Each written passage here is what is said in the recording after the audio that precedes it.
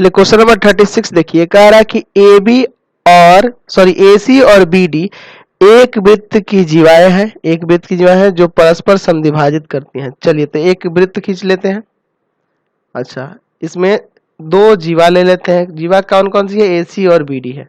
चलिए एक जीवा ऐसे यहां ले लेते हैं और एक जीवा दूसरी जो है ऐसे ले लेते हैं। ठीक है, समद्विभाजित कर रही है यानी दो बराबर भागों में बांट रही है। तो इसका नाम दीजिए AC और इसका नाम दीजिए BD। यहां दिया हुआ है, क्या दिया हुआ है कि AC और BD वृत्त की जीवाएं हैं जो परस्पर बिंदु O पर, अपने से ले लिए, बिंदु O पर समद्विभाजित करती हैं। एक बिंदु ले लिए कि इस पे समद्विभाजित करती हैं। चलिए, हम ये नहीं कह रहे कि वो इसका केंद्र है, बस कह रहे हैं कि ये समद्विभाजन बिंदु है। ठीक है, तो सिद्ध करना है, क्या सिद्ध करना है? पहला दिया है कि AC और BD व्यास है। AC और BD क्या है? व्यास है। चलिए, और दूसरा क्या दिया है कि ABCD एक आयत है। यह भी दिखाना है कि दोनों ABCD क्या है? आपका आयत है। तो यानी कि यहां से आपको ये बनाना पड़ेगा एक फिगर इस तरह से। चलिए, इस तरह से इसको मिलाना पड़ेगा ना, तभी ना आप आयत इसको दिखाइएगा। चलिए, हो गया। अब इसका प्रमाण देखते हैं। प्रमाण, ठीक है। अच्छा, यहां दिया है कि AC और BD एक दूसरे को O पर समद्विभाजित करती हैं।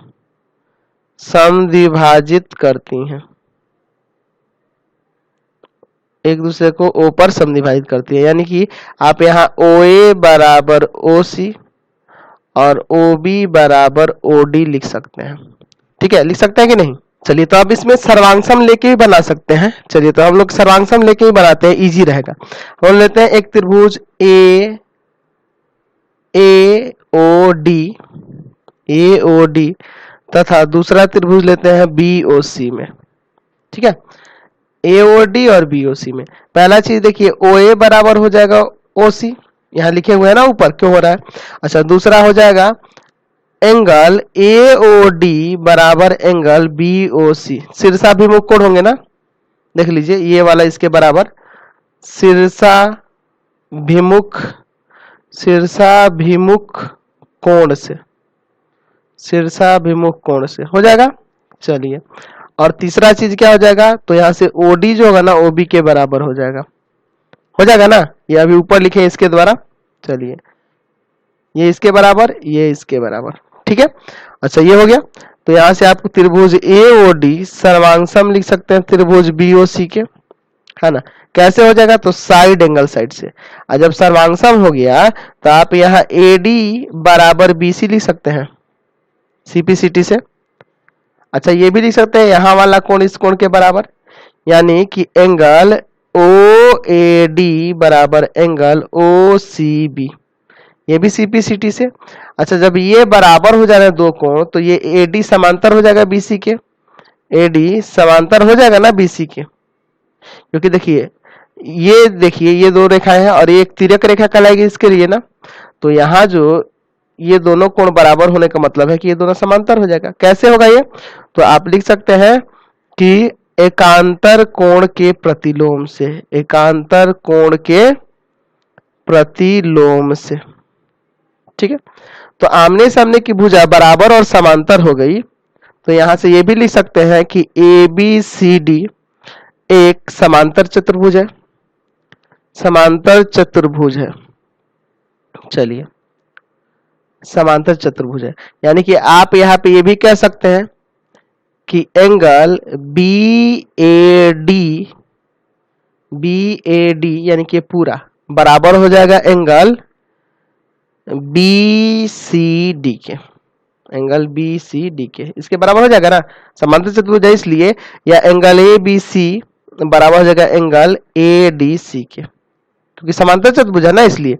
और चूंकि ए बी सी डी चक्रीय चतुर्भुज भी है, ए बी सी डी चक्रीय चतुर्भुज है, चक्रीय चतुर्भुज है, तो चक्रीय चतुर्भुज है और समांतर चतुर्भुज है, यानी कि वो क्या हो जाएगा, एक आयत ही होगा। तो उसको दिखा दीजिए कि यहाँ पे एंगल ए बी सी और plus angle A D C का योग 180 होगा, क्योंकि चक्रीय चतुर्भुज है तो 180 होगा ना। अब क्या करेंगे कि यहाँ जो आपका ए डी सी है इसको हटा के ए बी सी लिख दीजिए, तो angle A B C plus angle A B C बराबर 180, यानी कि 2 एंगल ए बी सी बराबर 180, यानी एंगल ए बी सी बराबर 180 बट्टा 2, कट के आ जाएगा 90 ना, तो ये 90 आया ना तो सब 90 आ जाएगा।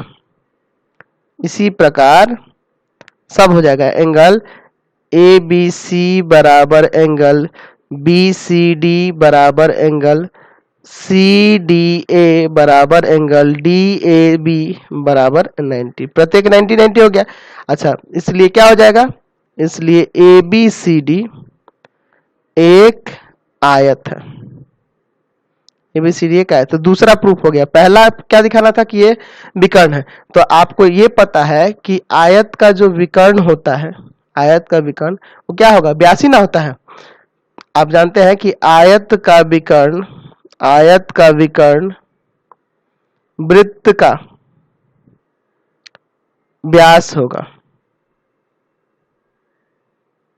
क्यों व्यास होगा, क्योंकि देखिए आपको ये देखिए, ये विकर्ण है, तो विकर्ण जो है, ये विकर्ण जो है, इस आप एक और चीज की, ये आयत है तो यहाँ 90 होगा, 90 होगा, और ये विकर्ण है, तो अगर ये व्यास होगा तभी ना यहाँ 90 बना रहा है, या ये व्यास है तभी ना यहाँ 90 बना रहा है ना। तो आपको यहाँ से ये पता चल गया है कि अगर ये चक्रीय चतुर्भुज है कोई आयत, तो उसका विकर्ण क्या होता है, वृत्त का व्यास होता है ना।